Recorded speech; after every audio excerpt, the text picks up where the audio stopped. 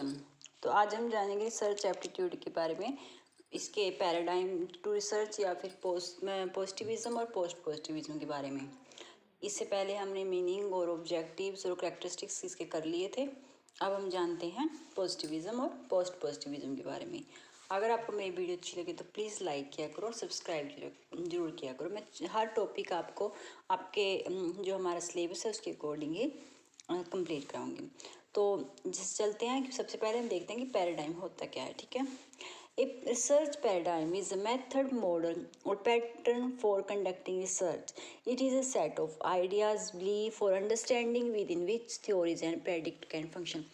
Paradigm जिसको हम बोलते हैं इंग्लिश में, हिंदी में कहते हैं आदर्श उदाहरण। जिस भी तरीके से या कोई भी पैटर्न, कोई भी तरीका, जिस भी तरीके से हम एक रिसर्च कर रहे हैं, अपनी रिसर्च को करते हैं, जो भी हम मान लो अपनी रिसर्च से थ्योरीज करते हैं, डेवलप करते हैं, कुछ भी जो भी हम अपनी रिसर्च के लिए कर रहे हैं वो होते हैं हमारे पैराडाइम। ठीक है, जैसे मैंने कहा है कि जो भी रिसर्च पैराडाइम एक मेथड, कोई मॉडल, कोई पैटर्न फॉर कंडक्ट, रिसर्च को कंडक्ट करने के लिए, ठीक है, वो होता है paradigm. A paradigm help in making number of assumptions about fundamental issue related to nature and characteristics of truth of reality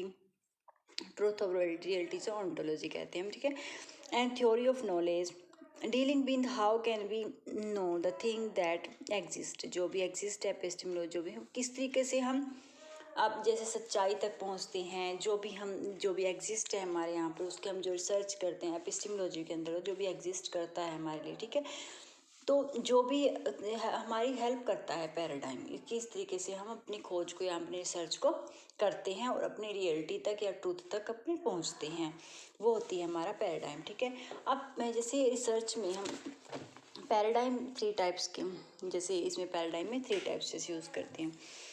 first है रिलीजन. पैराडाइम करने के लिए जो 3 चीज़ें हमारे लिए इम्पोर्टेंट है वो है रिलीजन. रिलीजन क्या है? To get information from external world और source.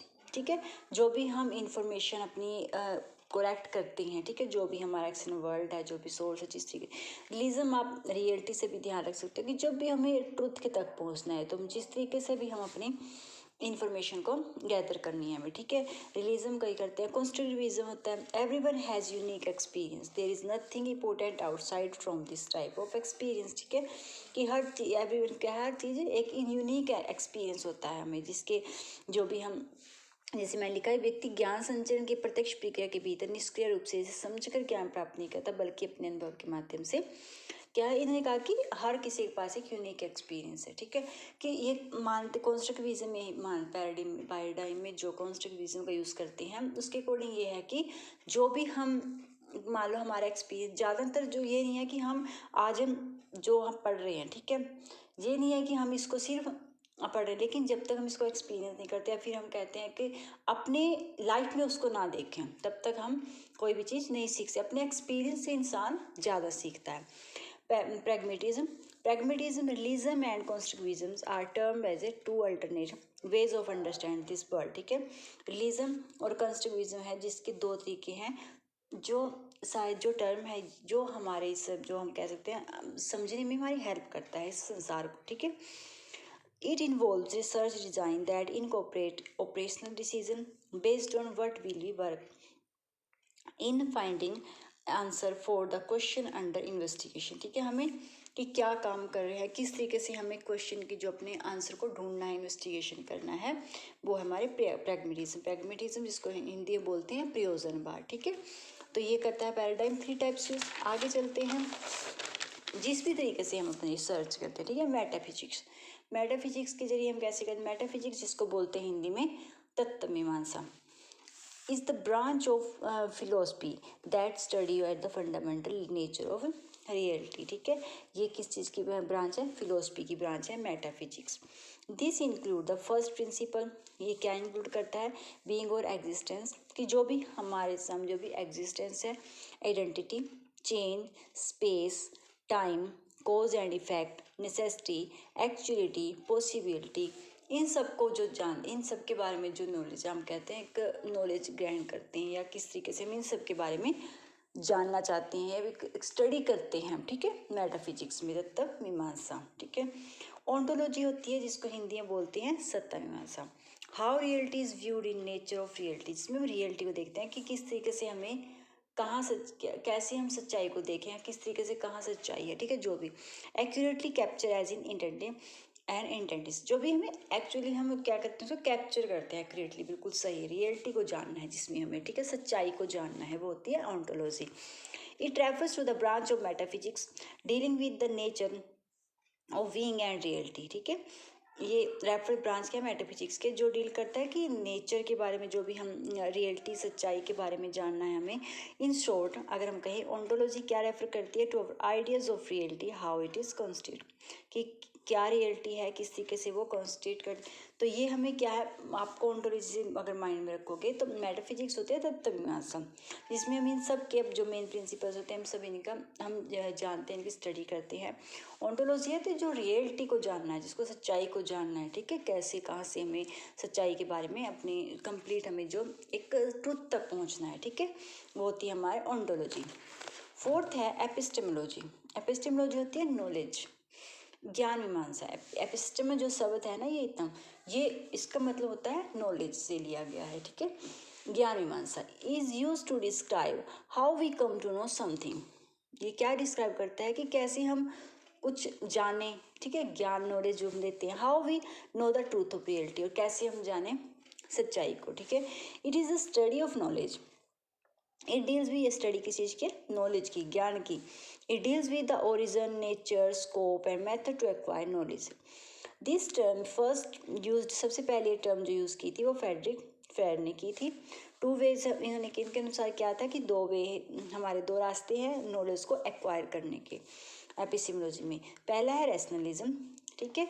It is the believe that your life, rationalism Hindi में जो कहते हैं तर्क संगत, मतलब कि जो तार्किक तरीके से हम ग्रहण करते हैं नॉलेज को। Is the believe that your life should be based on reason है, कि जिसमें रीज़न और लॉजिक से जो भी स्टडी या जो भी नॉलेज हम अपने रीज़न से लॉजिक लगाकर ग्रहण करते हैं, वो एपिस्टेमोलॉजी में दो तरीके से करते हैं, रैशनलिज्म से और एम्पिरिसिज्म से। जो रैशनलिज्म है जो कि रीज़न, या ध्यान रैशनलिज्म से ध्यान रखना कि जो रीज़न और लॉजिक से, जिसमें हम कारण भी देखते हैं, अपने तर्क भी लगाते हैं, लॉजिक भी लगाते हैं, उस तरीके से जब हम नॉलेज को ग्रहण करते हैं, रेदर देन इमोशंस और रिलीजियस, कि ना किसी भी इमोशन से चलते हैं, ठीक है। अब आप लगा लो, हम मैथ करते हैं, मैथ एक ऐसा सब्जेक्ट है जिसमें हमें लॉजिक लगाना पड़ेगा। हमें ये नहीं है कि अगर हम सोसाइटी के बारे में कुछ लिख रहे हैं तो वो हम इमोशनली कुछ लिख सकते हैं, इमोशनली हम किसी के बारे में जानते हैं, कुछ भी हम कर सकते, लेकिन जहाँ पर रीज़न, हमें कारण भी जानना है, उसके लॉजिक लगाकर हमें नॉलेज प्राप्त करनी है, वो होती है रैशनलिज्म। एम्पिरिसिज्म होता है जो हम अपने एक्सपीरियंस से जो हम नॉलेज प्राप्त करते हैं। Is the idea that all learning comes from only experience और ऑब्जर्वेशन, जो भी नॉलेज हमें एक्सपीरियंस से मिल रही है, ऑब्जर्वेशन से मिल। एम्पिरिसिज्म से हमेशा याद रखो, जो हम एक्सपीरियंस से प्राप्त करते हैं नॉलेज वो होती है। रैशनलिज्म होती है जो भी हम लॉजिक से, रीज़न और जो भी हम लॉजिक लगाकर जो भी ग्रहण कर रहे हैं ज्ञान, वो होता है रैशनलिज्म, ठीक है। तो एपिस्टेमोलॉजी में दो तरीके बताए हैं जिससे हम नॉलेज को प्राप्त करते हैं, ठीक है। क्योंकि बहुत सा ज्ञान ऐसा होता है जो हम सिर्फ अपने एक्सपीरियंस से ही ग्रहण कर पाते हैं, बहुत कुछ सीखते हैं हम अपने एक्सपीरियंस से लाइफ में, और कुछ ऐसा होता है जहाँ पे हमें लॉजिक लगाना पड़ता है तभी हम उसके बारे में जान सकते हैं। तो ये दोनों चीज़ें हैं जो हमें नॉलेज को हम गेन करते हैं। एक्सियोलॉजी होता है मूल्य मीमांसा, मूल्य में से मैंने हिंदी, इससे आपका काफ़ी क्लियर होता है। मूल्य जहाँ पर वैल्यू को मतलब कि हम रूल्स को, वैल्यूज़ को जहाँ इंपॉर्टेंस देते हैं, वो होता है एक्सियोलॉजी। आल्सो कार्ड थ्योरी, जेस्कॉम थ्योरी ऑफ वैल्यू भी बोल सकते हैं। The philosophical study of goodness और वैल्यू, ठीक है, जहाँ पर हमें वैल्यू की बात हो रही है, मूल्यों की बात हो रही है। Axiology primarily refers to the aims of the research, research के उद्देश्यों को एक्सियोलॉजी रेफर्स करता है। It checks whether action are blameworthy या प्रेजवर्थी, ये किस, इसमें क्या जाना जाता है, हम कहीं भी जब हम वैल्यूज़ की बात करते हैं क्या देखते हैं हम उसमें, कि कोई चीज़ कितनी प्रशंसनीय है और कितनी निंदनीय है, ठीक है। अब हम कुछ क्लास में टीचर बच्चे को पढ़ा रहा है तो हम उनकी हरकतें देखते हैं कि हाँ ये बच्चा, क्योंकि हर किसी में गुण भी होते हैं और दोष भी होते हैं, ठीक है। तो एक्सियोलॉजी के थ्रू हम ब्लेम वर्थी की क्या चीज़ कितनी निंदनीय है और कितनी प्रेज वर्थी है, ये सब मूल्य जहाँ पर सिर्फ वैल्यूज़ को इंपॉर्टेंस दी जाती है वो होती है एक्सियोलॉजी। या वैल्यूज़ की रिसर्च की जाए, हम कह सकते हैं नॉलेज होती है, ज्ञान प्राप्त करते हैं, वैल्यूज़ को जहाँ भी इंपॉर्टेंस दी जाए, एक्सियोलॉजी। थ्योरी होती है is a set of systematical related to statement including some law generalizes that can be test empirically, जिसको हम टेस्ट करते हैं। This generalization provide hypothesis, this hypothesis determine what must be measured, कि हमने क्या major किया जो भी हम थ्योरी को डेवलप करते हैं। ठीक है, थ्योरी बनाते हैं, थ्योरी को फिर हम अप्लाई करते हैं, तो वो होती है theory. Research paradigm, research paradigm क्या है कि वही है जो मैंने अभी बताया था। पैराडाइम होते हैं जिनकी वजह से जिस भी तरीके से हम अपनी स्टडी को करते हैं या जो भी नॉलेज हम गेन करते हैं, are models of the function interrelationship of a process way of thinking. ठीक है, तरीका सोचने का about something and how to study, किस तरीके से उसको स्टडी करें। There is a difference between natural science and social science, so it is difference between search approach. वे कहते हैं कि जो नेचुरल साइंस है हमारे, सोशल साइंस, दोनों में डिफरेंस है। तो जब इनको हम रिसर्च करेंगे तो उनके वे और मेथड वो भी सब अलग होंगे। तो ठीक है, रिसर्च पैराडाइम में वो सब आता है जिस भी तरीके से या जिस भी कंडीशन में सोशली हमें कोई रिसर्च करनी है तो हमें उसमें मेथड जो यूज़ करने हैं। ठीक है, तो उसकी अप्रोचेस भी क्या होंगी, रिलेटेड डिफरेंस बिटवीन, तो उनकी अप्रोच में भी थोड़ा डिफरेंस होगा। ठीक है, जो भी उनसे रिलेटेड होंगी वो हम इसमें अप्रोच लाएंगे। तो रिसर्च पैराडाइम होता है जिस तरीके से हमें नॉलेज को गेन करना है, जब हमें जानना है। ठीक है, रिसर्च के बाद तो ये हो गया। आगे हो गया हम जानते हैं पॉजिटिविज्म अप्रोच क्या होती है। इन टर्म पॉजिटिविज्म अप्रोच और पोस्ट पॉजिटिविज्म अप्रोच इंपॉर्टेंट है हमारे सब्जेक्ट के अकॉर्डिंग। तो पहले देखते हैं positivism approach. The term positivism was coined by the French philosopher August Comte ने दी थी 19th सेंचुरी में। ठीक है, और पॉजिटिविस्ट बिलीव दैट, पहले मैं आपको बता देती हूँ ईजिली आपको जो ध्यान में रहेगा कि पॉजिटिविज्म होता क्या। ठीक है, पहले हम जानेंगे ये, आप सिंपली ध्यान रखना पॉजिटिविज्म क्या है, टर्म है किस चीज़ की, सोशियोलॉजी की। और ये स्टडी किस चीज़ पे करती है, सोसाइटी पे, सोशल पे। ठीक है, ये कैसी सोशियोलॉजी की स्टडी है। ठीक है, it state that the thing that we can, इसमें आपको ध्यान रखना कि ये क्या मानता है पॉजिटिविज्म, कि वी कैन टच, सी और feel are only thing true this world. ये मानते हैं कि जिस चीज़ को हम टच कर सकते हैं, फील कर सकते हैं, देख सकते हैं, वही चीज़ सच है, उसके अलावा लाइफ में या वर्ल्ड में कुछ भी सच नहीं है। ये 3 ब्रांचेस इंक्लूड करता है। ठीक है, थियोलॉजी, स्टडी ऑफ रिलीजन की, यानी कि जो भी हम ये मानते हैं कि जो भी हमने अपने ग्रंथों में या जो भी हम रिलीजन लिखा हुआ है, जो हम जानते हैं, जो हमारे सामने प्रत्यक्ष, जिसको हम हिंदी में बोलते हैं, तभी ये प्रत्यक्षवाद है कि जो हम देख रहे हैं। Whatever written in religion theories only facts, कि जो लिखा हुआ है हमारे सामने है प्रत्यक्ष रूप से, वही सच है। मेटाफिजिक्स क्या होता है, सेकंड यूज़ करते हैं ब्रांचेस को, metaphysics things R be understand, metaphysics जो हम समझ सकते हैं, कि पॉजिटिविज्म बात वो नहीं करता कि जो हमारी समझ से परे है। ठीक है, जो हम फील कर रहे हैं, देख रहे हैं, मतलब समझ सकते हैं जिसको हम, वही होता है मेटाफिजिक्स है जिसको हम। और positivism we only believe things that are front of us, कि जो भी चीज़ हमारे सामने है वही पॉजिटिविज्म बिलीव करता है। ठीक है, सेंस ऑर्गन्स इन्वॉल्व है क्योंकि जो चीज़ हम टच कर सकते हैं, देख सकते हैं, महसूस करते हैं वो होता है। Measure through scientific knowledge only general law of society. ठीक है, साइंटिफिक नॉलेज को ही मानते हैं, साइंटिफिक वे को मानते हैं, और जो भी हमारे लॉ हैं सोसाइटी के उसके अकॉर्डिंग। ठीक है, तो अब देखते हैं। ठीक है, अब आपके माइंड में ध्यान में रहेगा क्या चीज़ होती है पॉजिटिव, जिसको हम टच कर सकते हैं, जो चीज़ हम देख सकते हैं, जो फील कर सकते हैं, वही वर्ल्ड में सच है, उसके अलावा कुछ नहीं। ठीक है, positivists believe that sociology can and should be same method and approach to study a social world the natural science such as biology जैसे physics used to investigate and physical world। मानते हैं कि जिस तरीके से जो भी हम अगर जैसे बायोलॉजी, फिजिक्स, जिस भी तरीके से हम इन्वेस्टिगेट करेंगे अपनी रिसर्च को, जो भी हम उस तरीके जो जिसको हम रिसर्च कर सकते हैं, मतलब ये मानते हैं कि जो चीज़ हम देख रहे हैं, महसूस कर रहे हैं, उस चीज़ को हम कर सकते हैं, रिसर्च करेंगे। Positivism is a philosophical position that stating that knowledge of a social phenomena is based upon what can be observed। क्या हम ऑब्जर्व कर सकते हैं, क्या हम मेजर कर सकते हैं, एंड रिकॉर्ड कर सकते हैं in the same way in natural science. ठीक है, जो भी हम नेचुरल साइंस में जो भी हम किसको ऑब्जर्व कर सकते हैं, जिसको हम भैया देख सकते हैं, वही होता है पॉजिटिविज्म। पॉजिटिविज्म में क्या, ये ध्यान रखना इसके मेन पॉइंट, कई बार पूछा जाता है कि पॉजिटिविज्म डिडक्टिव है, इंडक्टिव है, तो ठीक है ये एक बार माइंड में। पॉजिटिविज्म क्या है, डिडक्टिव अप्रोच, क्वांटिटेटिव होती है, सर्टनली होती है, ऑब्जेक्टिविटी होती है, साइंटिफिक होती है, डिटरमाइनिस्टिक है, एब्सोल्यूट रियलिटी की बात करता है, प्रोबेबिलिटी सैंपल है, स्ट्रक्चर है और कंट्रोल्ड है। ठीक है, इसके ऑपोजिट होगी हमारी पोस्ट पॉजिटिविज्म, ठीक है। क्योंकि ये आई थी 19th सेंचुरी में, इसके बाद ही जिस चीज़ की ज़रूरत लगी, क्योंकि पॉजिटिविज्म बिलीव करता है कि जो हम सिर्फ महसूस कर रहे हैं, लेकिन पोस्ट पॉजिटिव मानता है कि ये सिर्फ हम यहाँ तक सीमित नहीं रह सकते, इससे आगे भी हमें कई बार रिसर्च करने, हम जानना चाहते हैं, जानते हैं, ठीक है। तो ये है पॉजिटिविज्म, ठीक है। आगे हम देखेंगे post positivism. Post positivism 20th century, ये किस कब आई थी सामने, 20th सेंचुरी में।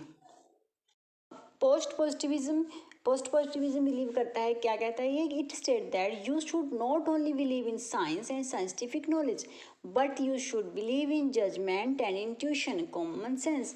ये मानते हैं क्योंकि जो हमारी पॉजिटिविज्म स्टडी है वो साइंटिफिक है, ठीक है। वो यही कहते हैं कि जो हम सामने देख रहे हैं इससे परे कुछ नहीं है, उस पर हमें सर्च करनी है, जो हम महसूस कर रहे हैं, देख सकते हैं जिसको हम, ठीक है। लेकिन ये कहते हैं कि सिर्फ हम इस पे विश्वास नहीं कर सकते, इसके अलावा हमें जजमेंट और इंट्यूशन यानी कि जो हमारे कॉमन सेंस उनको भी हमें देखना पड़ता है, ठीक है। उनके अकॉर्डिंग भी हमें research. There are traditional conflict, ये कहते हैं कि जैसे the human being are irrational according to Durkheim ने बात कही है कि जो इंसान है वो रेशनल है, ठीक है।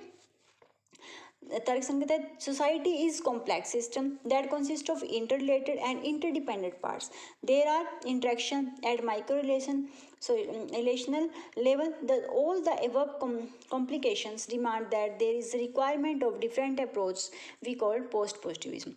तो ये मानते हैं कि जो सोसाइटी है वो हमारी सोसाइटी क्या है, कॉम्प्लेक्स सिस्टम है जो इंटररिलेटेड और या इंटरडिपेंडेंट पार्ट्स, काफ़ी इसमें पार्ट्स होते हैं जो एक दूसरे से जुड़े हुए हैं। तो ये कहते हैं कि उनको लिए हमें जब भी हम मतलब कि इनके लिए अगर हम स्टडी करें या कुछ भी करें तो अलग अलग अप्रोच हमें यूज़ करने पड़े, डिफरेंट अप्रोचेस कर दें, जो भी हम अलग अलग तरीके से करेंगे। सिर्फ हम इसी ये नहीं होता कि सिर्फ हमें देख के या समझ के, हमें और भी चीज़ें मतलब एक कह सकते हैं हम, जैसे मैंने कहा कॉमन इंट्यूशन को भी देखना पड़ता है, जजमेंट भी करनी पड़ती है। तो वो सब है कि जो कॉम्प्लेक्स सिस्टम है हमारी सोसाइटी का, तो वो ये नहीं है कि जो हमें सामने दिख रहा है वही है, तो हमें उनके अकॉर्डिंग जो भी हम अलग अलग अप्रोच यूज़ करते हैं, डिफरेंट अप्रोच को यूज़ करना पड़ता है, वही होता है post positivism. It is search of truth को सर्च करते हैं। It also include empirical indicator to connect theory of observable phenomena hypothesis that are testable using scientific method, ठीक है। कि ये करते हैं कि हाँ हमें ऑब्जर्व भी करना पड़ता है हर चीज़ है, लेकिन ये साइंटिफिक के साथ साथ ये भी कहते हैं कि सिर्फ साइंटिफिक नहीं है, ये भी नहीं है कि हमें उनके अपनी जो इंट्यूशन है, कॉमन सेंस है, उन सबको भी हमें देखना पड़ता है। अब देखना उससे ऑपोजिट है हमारी पोस्ट पॉजिटिव, जैसे वो डिटेक्टिव, ये इंडक्टिव है, ये क्वालिटेटिव है, प्रोबेबिलिटी है, सब्जेक्टिविटी, होमिस्टिक है, नॉन डिटरमिनिस्टिक है, क्रिटिकल रियलिटी की बात करते हैं, ये नॉन प्रोबेबिलिटी सैंपल है, अनस्ट्रक्चर्ड है और अनकंट्रोल्ड है, ठीक है। द फॉलोइंग, जिसे उसमें हमने कहा था पॉजिटिविज्म जो यूज़ करता है, हमने पढ़ा था किस तरीके से, तो इन्होंने कहा है कि क्लोजली लिंक है पोस्ट पॉजिटिविज्म से, जैसे इंटरप्रेटिव पैराडाइम, ठीक है। जो टर्म्स है इससे रिलेटेड है, हमारी पोस्ट पॉजिटिविज्म से काफ़ी रिलेटेड है। Interpretive paradigm, it is usually associate with qualitative research strategy, ठीक है। क्वालिटेटिव रिसर्च स्ट्रेटजियों के भी क्वालिटेटिव है। It is specially applicable in social space, किस पे एप्लीकेबल होती है, सोशल साइंस, जैसे सोशोलॉजी हो गई, पॉलिटिकल साइंस होगी, एक्सेट्रा, ठीक है। According to interpretive approach the research design should be, कैसे होता है, फ्लेक्सिबल है ऑन अनस्ट्रक्चर्ड है, ठीक है। फ्लेक्सिबल होती है और अनस्ट्रक्चर्ड है। We use this method that try to describe and interpret people's feeling and experience in human terms rather than through the quantification और measurement। कि हमें सिर्फ क्वान्टिफिकेशन या मेजरमेंट के अलावा लोगों की जो फीलिंग है, उनके एक्सपीरियंस है, उनको भी ये डिस्क्राइब करता है, ठीक है। तो इंटरप्रेटिव पैराडाइम एक इसमें यूज़ करते हैं। दूसरी जो हमारी टर्म है वो है वेस्टर्न। वेस्टर्न क्या है कि जिसका मीनिंग मैंने लिख दिया है, जिससे आपको सिंपली अंडरस्टैंड, समझना, ठीक है।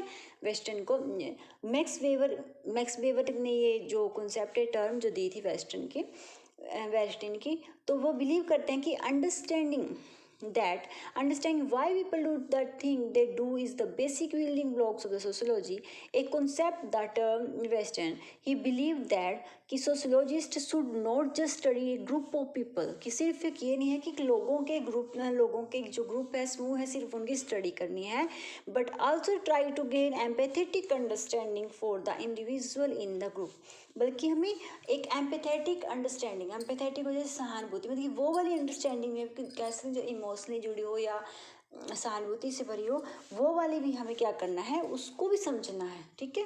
कि सिर्फ हमें लोगों की ये नहीं है कि सिर्फ स्टडी कर दी, लेकिन लोगों की फीलिंग जो उनके इमोशंस हैं उनको भी हमें अंडरस्टैंड करना है, ठीक है, फॉर दैट ग्रुप। तो ये थी हमारी आज की वीडियो। अगर आपको अच्छी लगी तो प्लीज़ लाइक किया करो, सब्सक्राइब जरूर किया करो। Thank you.